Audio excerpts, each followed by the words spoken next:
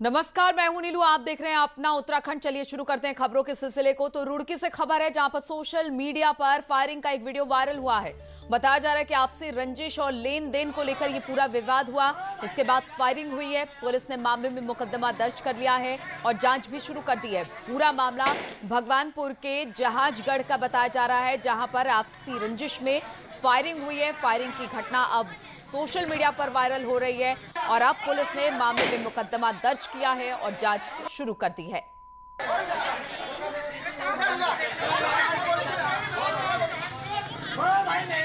तो बीच में आपस में जो है इनका लेन देन का प्रकरण है, जिसमें लेकर एक वीडियो जो वायरल हुआ है उसमें एक पक्ष द्वारा तहरीर दी गई, जिसमें अभियोग पंजीकृत कराया गया। उसमें विवेचना की जा रही है, कार्रवाई की जा रही है। फायरिंग उसमें है, वीडियो में दिख रहा है फायरिंग, तो उसमें कार्रवाई की जा रही है।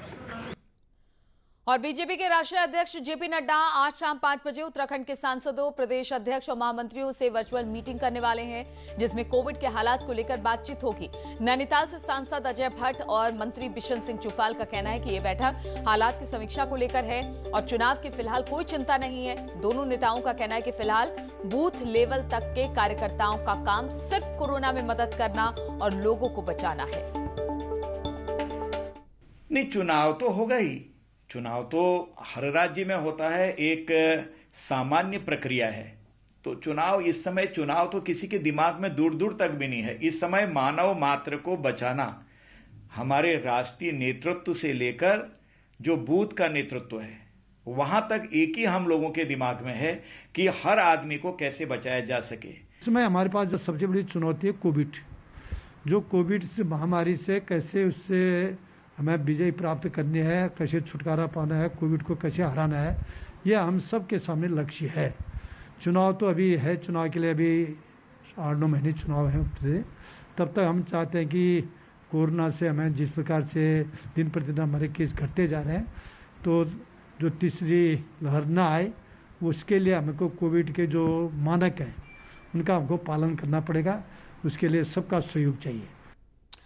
और सीएम तीरथ सिंह रावत ने आज कोविड को लेकर समीक्षा बैठक की है और मॉनसून सीजन को लेकर सीएम अधिकारियों के साथ एक बैठक करने वाले हैं, जो कि शाम को 4 बजे होगा। मॉनसून सीजन को लेकर यह बैठक काफी अहम मानी जा रही है, जिसमें सीएम हालात और तैयारियों की समीक्षा करेंगे। इसमें वीडियो कॉन्फ्रेंसिंग के जरिए तमाम जिलों के डीएम जुटने वाले हैं।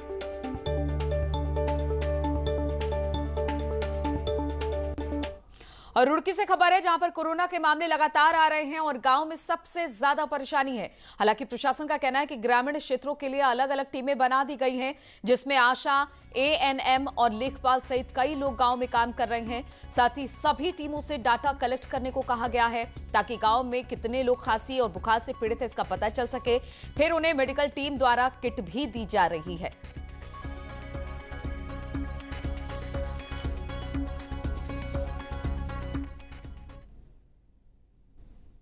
सब डिवीजन में ग्रास रूट लेवल पे जो हमारी मशीनरी है, चाहे आशा है, चाहे एएनएम है, लेखपाल है और ग्राम विकास अधिकारी है, और इसके अलावा ग्रामीण स्तर पर एक कमेटी बनाई गई है जो स्वयं सहायता समूह, जिसमें ग्राम प्रधान है और 3 से 4 और सोशल वर्कर है। तो उनके लेके जो हमारी ग्राउंड रूट की जो मशीनरी है, उनके माध्यम से तो एक तो पूरा डाटा ये कलेक्ट किया जा रहा है कि गाँव में कितने लोगों को खांसी, जुकाम इत्यादि लोग पीड़ित हैं उन चीज़ों से। और कोरोना अब उत्तराखंड के गांव में दस्तक दे चुका है, इसलिए स्वास्थ्य विभाग ने हर गांव का रोस्टर बनाकर टेस्टिंग शुरू कर दी है। नैनीताल जिले के पहाड़ी गांव में भी स्वास्थ्य विभाग की टीमें पहुंच रही हैं और ग्रामीणों की स्वास्थ्य जांच हो रही है। रैपिड एंटीजन टेस्ट के जरिए गांव वालों को 15 मिनट के भीतर खुद के कोरोना पॉजिटिव या फिर नेगेटिव होने का पता लग रहा है, जिससे कोरोना की रोकथाम में मदद मिल रही है।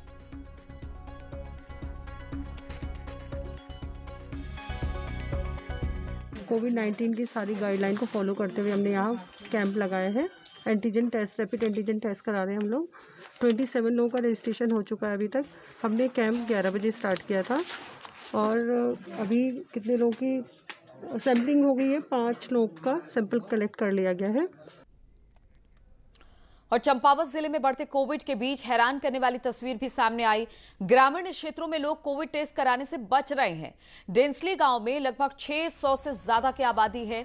जब स्वास्थ्य विभाग की टीम यहां पर जांच के लिए पहुंची तो कुछ युवाओं के साथ बुजुर्ग लोगों में उत्साह दिखा, तो एक बड़ी आबादी टेस्ट कराने नहीं पहुंची। तो वहीं ग्राम प्रधान का कहना है कि जागरूक करने के बाद भी गांव के लोग कोविड टेस्ट कराने से बच रहे हैं। वहीं जांच टीम के साथ पहुंचे डॉक्टर भी मानते हैं कि गांव की संख्या के मुताबिक लोग जांच कराने नहीं आ रहे हैं। हमारे गांव की आबादी लगभग 700-800 लगभग है और इसमें लगभग 2-3 लोग कोरोना संक्रमित भी हो चुके हैं। लगातार हम गांव वासियों को जागरूक करने का काम भी कर रहे हैं। तो इसी के तत्व में आज हमारी हमने टीम को यहाँ अपने गांव में बुलाया है टेस्टिंग के लिए, और हम चाहते हैं कि ज़्यादा से ज़्यादा टेस्टिंग हो गांव में और लोग कोरोना संक्रमण से बचें।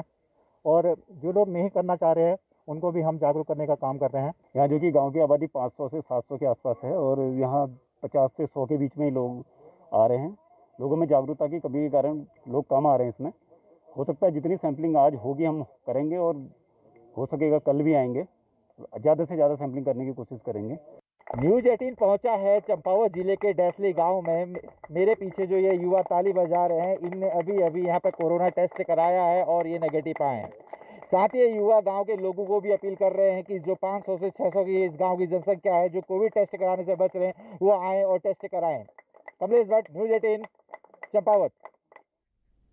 और कोरोना से पार पाने के लिए सरकार हर संभव कोशिश कर रही है और इसी के तहत आयुष विभाग को निर्देश दिए गए हैं कि वो आयुर्वेद की ऐसी दवाओं को दोबारा जनता के बीच बांटे जो इम्यूनिटी यानी रोग प्रतिरोधक क्षमता को बढ़ाने का काम करती है।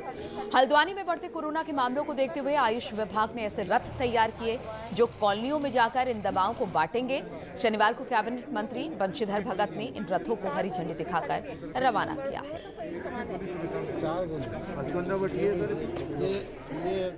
और टिहरी जिले में लगातार बढ़ रहे कोरोना संक्रमण के मामले और ऑक्सीजन की कमी को देखते हुए अब प्रशासन ने 4 जगहों पर ऑक्सीजन प्लांट लगाने का फैसला किया है।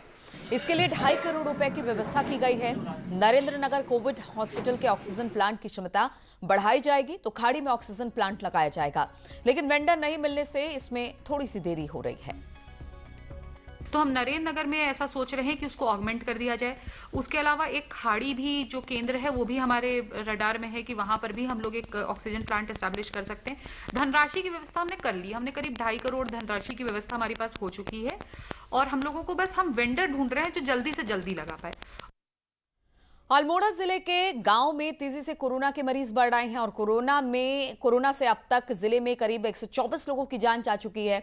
वहीं जिले में 1450 से ज्यादा एक्टिव केस हैं। कोरोना के मामले को देखते हुए स्वास्थ्य विभाग ने अल्मोड़ा बेस के साथ साथ रानीखेत, चौखुटिया, धौलादेवी सहित कई प्राथमिक स्वास्थ्य केंद्रों में ऑक्सीजन कंसंट्रेटर मशीनें लगा दी है। इससे कम लक्षण वाले मरीजों का इलाज ब्लॉक स्तर पर ही मिल जा रहा है। बेस चिकित्सालय तो हमारा DCHC है ही। यहाँ पर सारे केस हमारे जितने सीवियर केसेस हैं वो हैंडल हो रहे हैं। इसके अलावा हमारा रानीखेत चिकित्सालय भी हमारा आर्मी के साथ हमारा 50 बेड का बन गया है। और उसके अलावा हम हर विकास खंड में CSC जितने हैं, PSC है, उनमें हम लोगों ने बेड्स आइडेंटिफाई कर लिए हैं और हमने ऑक्सीजन कंसंट्रेटर्स रख दिए हैं ताकि जितने भी माइल्ड से मॉडरेट केस हैंडल हो सके हम लोग वहाँ पर हैंडल कर पाएँ। और रामनगर कोतवाली में पुलिसकर्मियों को फेस शील्ड वितरित किए गए। देश के उभरते क्रिकेटर अनुज रावत ने कोरोना काल में फ्रंट लाइन में ड्यूटी कर रहे पुलिसकर्मियों के लिए रामनगर पुलिस को 1 लाख रुपए की सहायता प्रदान की। इस बजट से पुलिसकर्मियों के लिए फेस शील्ड खरीदे गए, जिसका क्रिकेटर अनुज रावत और उनके माता पिता ने अपने हाथों से वितरण किया। जिस तरह से पुलिस सेवा कर रही थी 24 घंटे लोगों की, तो हमारा भी यही माध्यम था कि हम डायरेक्ट खुद लोगों के पास जाएं और उनकी हेल्प करें। बट जिस तरह से देखा हमने पुलिस मदद कर रही है तो हम पुलिस की तरफ पास गए कि नैनीताल पुलिस की, अपनी जो क्षेत्र की पुलिस है, कि हम किस तरह से मदद कर सकते हैं। तो उन्होंने कहा कि बाकी चीज़ें तो सारे हम अंडर कंट्रोल है, लेकिन हम जो ये चाहते हैं कि हमारे ऐसा हो। तो हमने कहा ये तो बहुत अच्छी बात है, आप हमारे लिए इतना कर रहे हैं, तो हम छोटा जेस्चर हमारी तरफ से है कि हम इतना कर सकते हैं तो बहुत अच्छी बात होगी। तो इस तरह से उनको उन्होंने कहा कि हमें फेस शील्ड की ज़रूरत है, तो हमने कहा बिल्कुल फेस शील्ड आपको जो ज़रूरत है वो प्रोवाइड की जाए। अनुज रावत जो कि रामनगर के रहने वाले हैं और IPL में खेलते हैं, राष्ट्रीय दर्जे के क्रिकेटर हैं। आज उनके द्वारा कोतवाली पुलिस में आकर फेस शील्ड दी गई हैं उनके और उनके परिवार के द्वारा। ये लगभग 1 लाख रुपए मूल्य के हैं। स्थानीय पुलिस जो कि संक्रमण के इस दौर में लोगों की सेवा में जुटी हुई है, ऐसे समय पे पुलिस के लिए किसी ने सहयोग का हाथ बढ़ाया है और इस फेस शील्ड को प्रदान किया है। मुझे उम्मीद है कि इनके द्वारा हम और प्रभावी ढंग से अपनी ड्यूटियां संपादित कर पाएंगे। और चंपावत जिले के लोहाघाट ब्लॉक में बढ़ते कोरोना संक्रमण के बीच पिछले 7 दिनों में कोविड संक्रमण के मामले कम आ रहे हैं। आंकड़ों के मुताबिक 60 से 70% कोरोना पॉजिटिव मामले में गिरावट आई है। डॉक्टर इसे आरटीपीसीआर टेस्ट की जगह 80% हो रहे एंटीजन टेस्ट की वजह मान रहे हैं। तो वहीं स्थानीय लोग एंटीजन के मुकाबले आरटीपीसीआर टेस्ट को ज्यादा भरोसेमंद बता रहे हैं। स्वास्थ्य विभाग ने एंटीजन के साथ आरटीपीसीआर टेस्ट भी कराने की मांग की है। कोविड पॉजिटिव पता चला, जब तक रिपोर्ट नहीं आ रही है वो घूम रहा है, इसलिए आरटीपीसीआर की जगह हम एंटीजन कर रहे हैं। एंटीजन का रिजल्ट 15 मिनट में आ जाता है, उससे पॉजिटिव अगर है तो हम तुरंत उसे आइसोलेट कर देते हैं। एंटीजन का टेस्ट कम करें, आरटीपीसीआर ज़्यादा करें, जिससे लोगों को सहूलियत मिले और उसमें लोगों का विश्वास है, उससे केस कितने आ रहे हैं पता चलेगा लोगों को, जिससे आदमी कम से कम मानसिक तनाव से दूर रहे। और प्रदेश में कोरोना का संक्रमण तेजी से बढ़ा है, जिसके चलते कई परिवार इसकी चपेट में आ गए। ऐसे में उन परिवारों पर इसका ज्यादा असर हुआ है जिनके घर में काम करने वाले ही बीमार पड़ गए। हालांकि उनकी सेवा के लिए अन्नपूर्णा रसोई आगे आई है।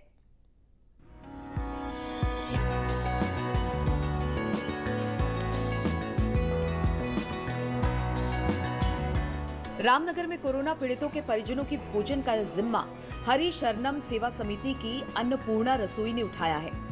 इस रसोई के सदस्यों को आपको सिर्फ एक फोन करना है और उसके बाद समिति के लोग आपके घर तक खाना पहुंचाने पहुंच जाएंगे। तो इस कोविड काल में फिर महाराज जी के मन में प्रेरणा हुई और शहर के नागरिकजनों के सहयोग से हमने इस बार कोविड के लिए जो पीड़ित परिवार हैं इन लोगों के लिए भोजन सेवा का प्रारंभ करा, जिसमें कि लगभग काफ़ी लोगों को भोजन जा रहा है और अभावग्रस्त लोग जो इस समय भोजन नहीं बना पा रहे या उनके पास भोजन बनाने के साधन नहीं है, वो भी हमारे पास इस रसोई में आके भोजन प्राप्त कर रहे हैं। इन लोगों के पास दिन और रात में इन दिनों 300 लोगों के भोजन की व्यवस्था की जिम्मेदारी है, जिसे वो बखूबी निभा रहे हैं। ये भोजन लोगों को मुफ्त में उपलब्ध कराया जा रहा है। भोजन सर ये 250 से 300 के बीच में पैकेट जा रहे हैं हमारे रोज सुबह शाम के, और जगह जगह जहाँ जहाँ कोविड के पेशेंट जो हैं घर में किसी के नहीं होते हैं, मतलब खाना बनाने वाले, तो उनको भी पहुँचा दे रहे हैं। और जो लोग असहाय लोग हैं जो अपने असमर्थ हैं बनाने में, उनको भी पहुँचा रहे हैं। जो यहाँ आ रहे हैं उन लोगों को भी हम यहाँ पर जो है बैठा के भोजन करा रहे हैं। इस रसोई से जहां लोगों को 2 वक्त का खाना नसीब हो रहा है, वहीं इस रसोई ने कुछ लोगों को रोजगार भी दिया है, जिसके बाद इस रसोई को कोरोना काल के बाद भी गरीबों के लिए चलाते रहने का फैसला लिया गया है। गोविंद पाटनी, न्यूज़ 18, रामनगर। और नैनीताल से खबर है, जहां के 6 गांव दूषित पानी पीने को मजबूर है। खुरपाताल, मंगोली, बुजन, जुगियाड़ा समेत कई इलाकों में कोरोना के साथ अन्य बीमारियों का खतरा बना हुआ है।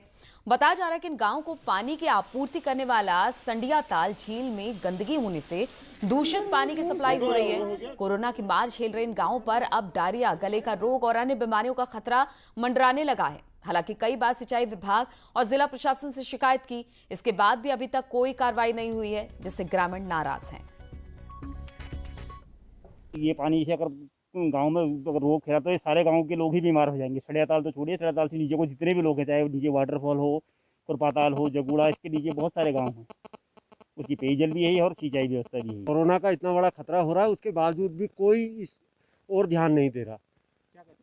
अधिकारी यही कहते हैं कि इसको हम आगे से उनने उसको तोड़ा, उसके बावजूद आज तक उसको कंप्लीट नहीं किया है और लगातार इसमें पैसे का दुरुपयोग भी हो रहा है।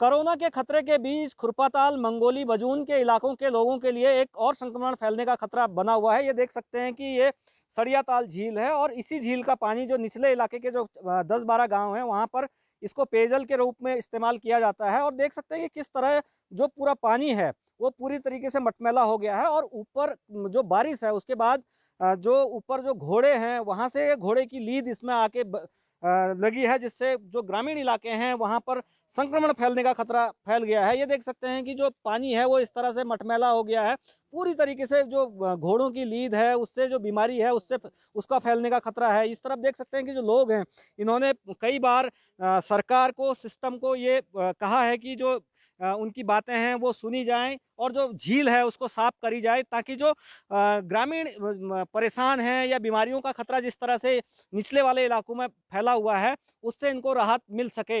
वीरेंद्र बिष्ट, न्यूज़ 18, नैनीताल।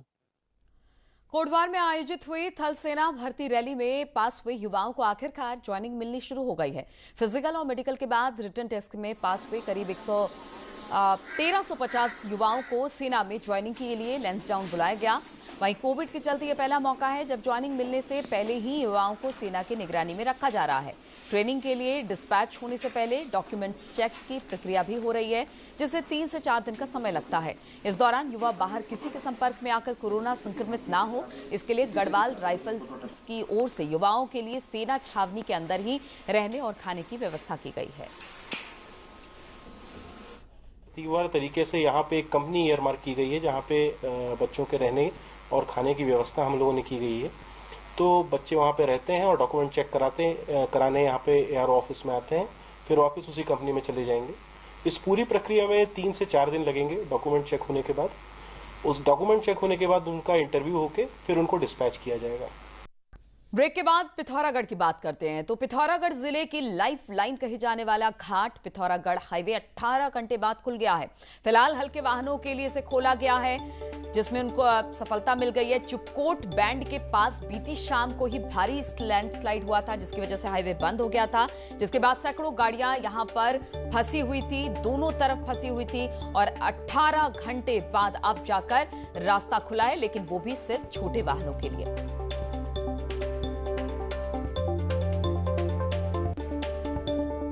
और रुद्रप्रयाग से खबर है, यहां पर पंच केदारों के शीतकालीन गद्दी स्थल ऊखी मठ के ओमकारेश्वर मंदिर से आज द्वितीय केदार भगवान मद महेश्वर की डोली सुबह 7 बजे पूजा अर्चना और विधि विधान के साथ अपने धाम के लिए रवाना हो गई है।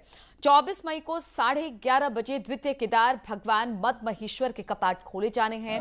आज बाबा की डोली रासी गांव जाएगी, जहां पर रात्रि विश्राम होगा। इस दौरान सरकार द्वारा जारी कोविड-19 की गाइडलाइंस का पूरी तरह से पालन किया जाएगा।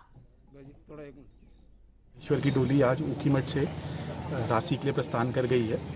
मैं क्षेत्रीय जनता का धन्यवाद देता हूं कि उन्होंने हमारा काफ़ी सहयोग किया, प्रशासन का काफ़ी सहयोग किया और हमारे पुलिस बल ने भी काफ़ी मुस्तैदी से यहाँ पर कार्य किया। मैं अपनी पूरी टीम का धन्यवाद देता हूं और भगवान मदमेश्वर से प्रार्थना करता हूं कि क्षेत्रवासियों को इस कोरोना की भयावह महामारी से बचाए। और अल्मोड़ा में कोविड कर्फ्यू में तस्कर सक्रिय हो गए हैं। शराब, चरस, स्मैक की तस्करी जमकर हो रही है। पुलिस ने पिछले 5 महीनों में ही जिले में स्मैक के 245 ग्राम, चरस 7 किलोग्राम, गांजा 241 किलोग्राम पकड़ा है, जबकि अवैध रूप से शराब बेचने में 25 लोगों को पुलिस ने गिरफ्तार कर जेल भेजा है। एसएसपी ने कहा है कि टीम बनाकर जगह जगह छापेमारी की जा रही है। अगर हम देखें तो स्मैक इस साल टोटल अभी तक 245 ग्राम पकड़ी जा चुकी है, चरस लगभग 7 केजी पकड़ी गई और गांजा 241 केजी पकड़ा जा चुका है। इस समय शराब पे विशेष कार्रवाइयाँ हो रही हैं। अभी तक 25 अभियोग जो है शराब पे अभी तक किए जा चुके हैं। और कोरोना महामारी से बचाव के लिए जहां लोगों को घरों में रहने की अपील की जा रही है, तो वहीं पेयजल किल्लत से जूझ रहे सनेह इलाके के लोग कई किलोमीटर दूर हैंडपंप से पानी ढोने को मजबूर हैं। पेयजल संकट से जूझ रहे सनेह के कोटड़ी ढांग इलाके में पिछले 1 हफ्ते से पेयजल आपूर्ति ठप पड़ी है। इलाके में कोरोना संक्रमण के बावजूद लोगों को पेयजल के लिए हैंडपंप तक जाना पड़ रहा है। आलम यह है कि हैंडपंप से पानी के लिए लोगों की भीड़ लगी रहती है, जिससे संक्रमण का खतरा बना रहता है। वहीं जल संस्थान की लापरवाही को लेकर लोगों में खासा आक्रोश है। पानी हो गया, आज 7-8 दिन हो गए और ऐसे पानी धार रहे हैं। काफ़ी दूर दूर से यहाँ पे आते हैं पानी लेने और भीड़ मची रहती है और पानी की बहुत दिक्कत हो रही है और अभी बनाने का कोई नाम ही नहीं है उसका कि मतलब कह रहे कि शाम को आएगा, कल आएगा। वैसे भी बीच में लॉकडाउन हो गया था, इस वजह से भी नहीं हुआ काम पूरा।